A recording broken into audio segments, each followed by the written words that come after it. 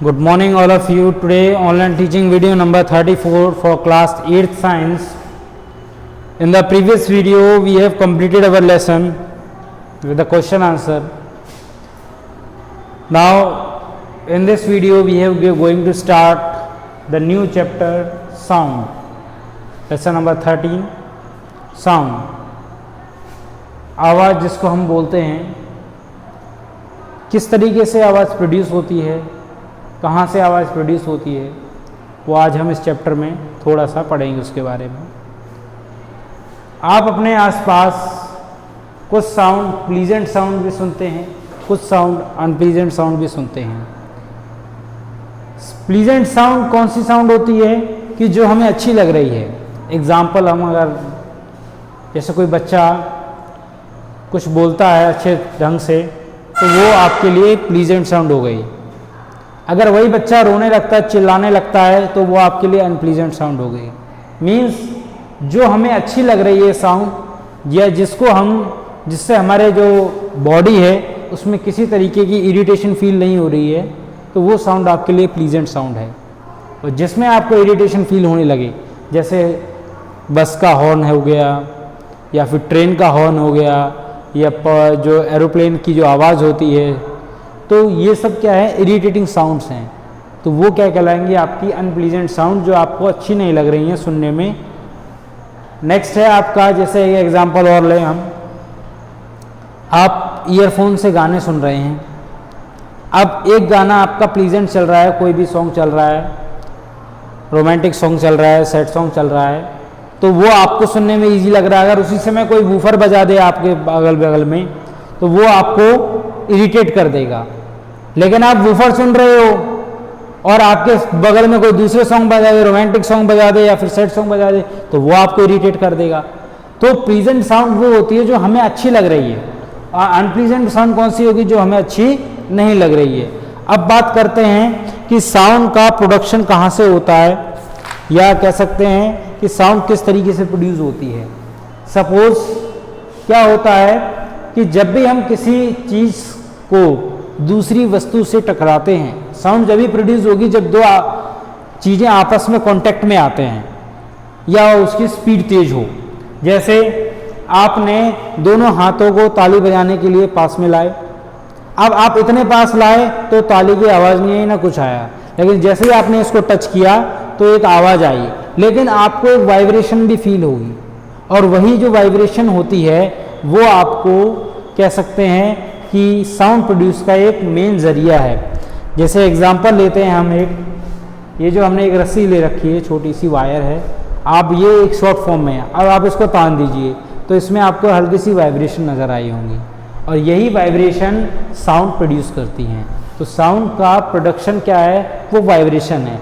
अब वो वाइब्रेशन कब प्रोड्यूस होती है, जब दो चीज़ें आपस में टकराती हैं। जब दो चीज़ें आपस में टकराएंगी तो वाइब्रेशन प्रोड्यूस होगी, और वाइब्रेशन प्रोड्यूस होगी तो हमें वो साउंड सुनाई देगी। नेक्स्ट है वाइब्रेशन क्या होती है।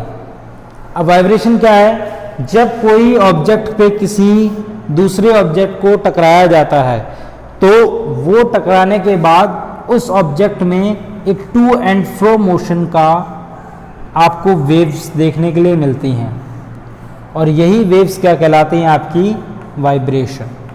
और यही वाइब्रेशंस आपकी साउंड प्रोड्यूस करती हैं।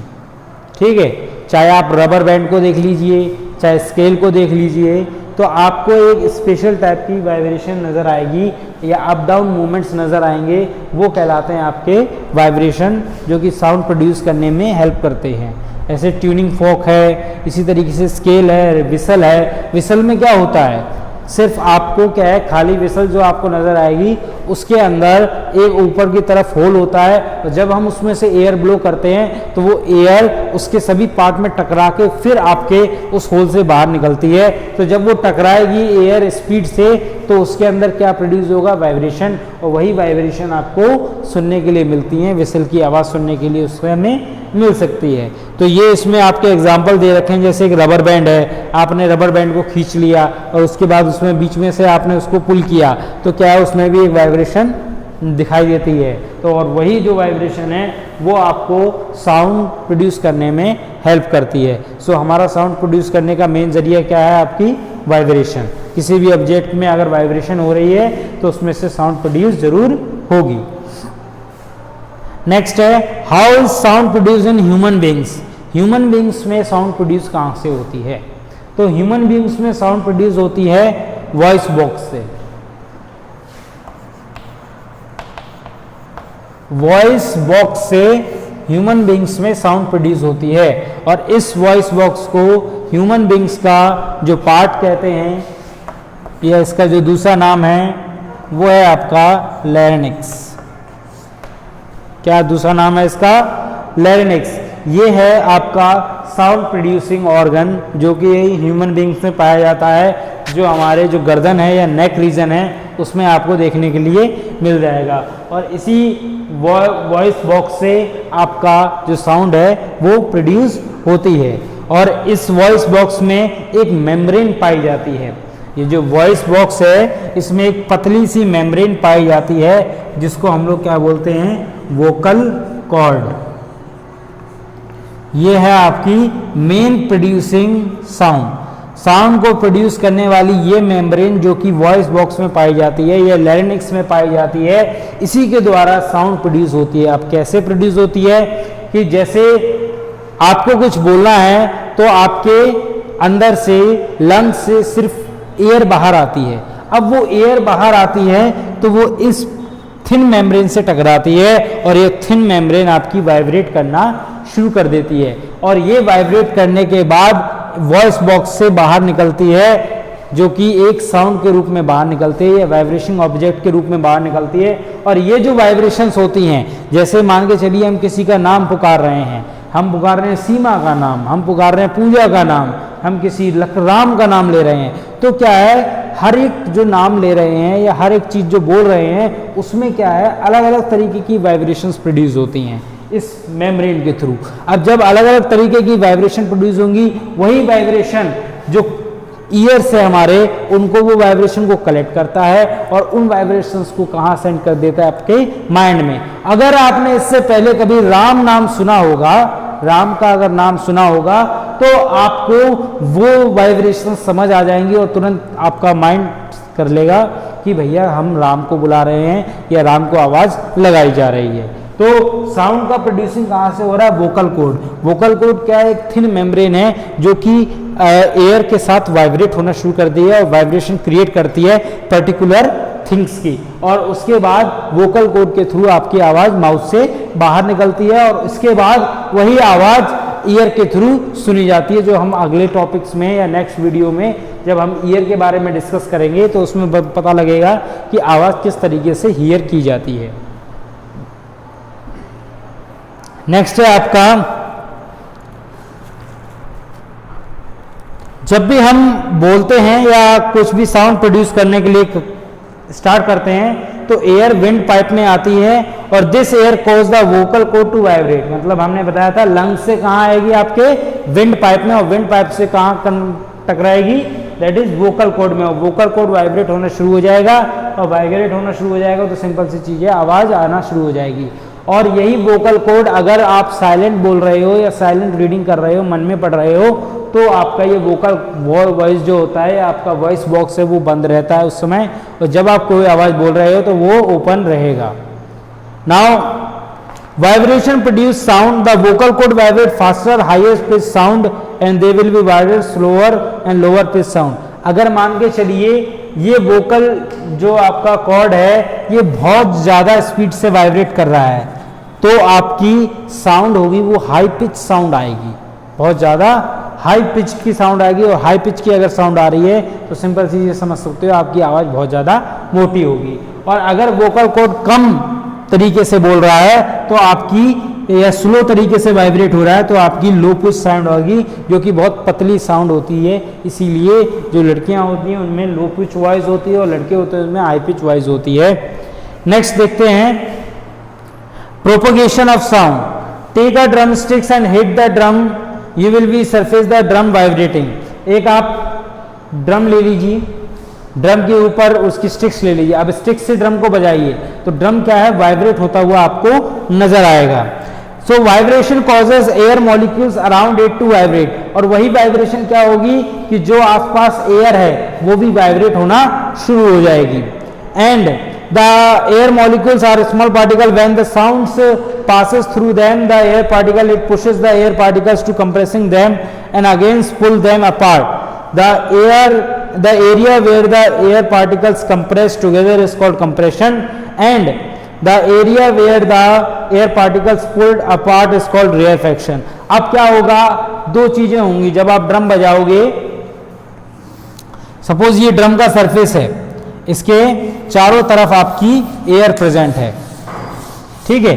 अब आप क्या करोगे, जैसे आपने ड्रम बजाया तो ड्रम से दो साउंड प्रोड्यूस होंगी, तो जो एयर पार्टिकल्स हैं वो एक तरफ क्या हो जाएंगे, कंप्रेस हो जाएंगे, और दूसरी तरफ क्या हो जाएंगे, एक्सपेंड हो जाएंगे, ठीक है। तो एक आपको इसका टू फ्रो मोशन नजर आएगा, एक में क्या हो जाते हैं वो कंप्रेस हो जाएंगे, मतलब प्रेशर इंक्रीज हो जाएगा, और दूसरी तरफ प्रेशर डिक्रीज हो जाएगा।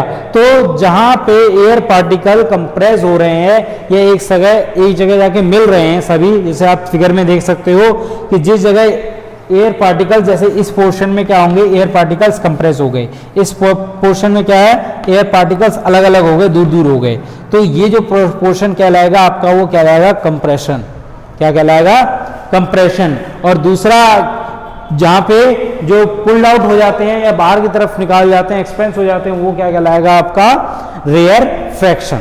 तो ये दोनों चीजें आपको याद रखनी है, एक है कंप्रेशन और एक है आपका रेयर फ्रैक्शन, और इन्हीं कंप्रेशन और रेयर फ्रैक्शन से ही आवाज आपको सुनाई देती है, या यही जो वाइब्रेटिंग मूवमेंट है इन्हीं से ही आपके कानों तक आवाज एयर के थ्रू पहुंचती है। सबसे ज्यादा जो कैरियर होता है आपके वॉइस का या साउंड का, वो एयर ही माना गया है, क्योंकि उसके अंदर लॉट ऑफ स्पेस होता है, वो इजीली ट्रैवल कर सकती है उसमें साउंड आपकी।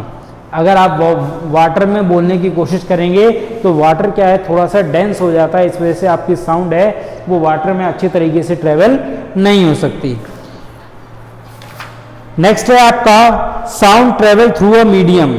साउंड क्या है, एक मीडियम चाहती है, जैसे हमने तो यहां से बोल दिया, अब लेकिन हमारे बोलने से लेके आवाज को दूर तक लेके या दूसरे के कान तक कौन जाएगा, तो उसके लिए एक मीडियम चाहिए होता है। तो हमारे पास तीन ही मीडियम होते हैं, सॉलिड, लिक्विड एंड गैस।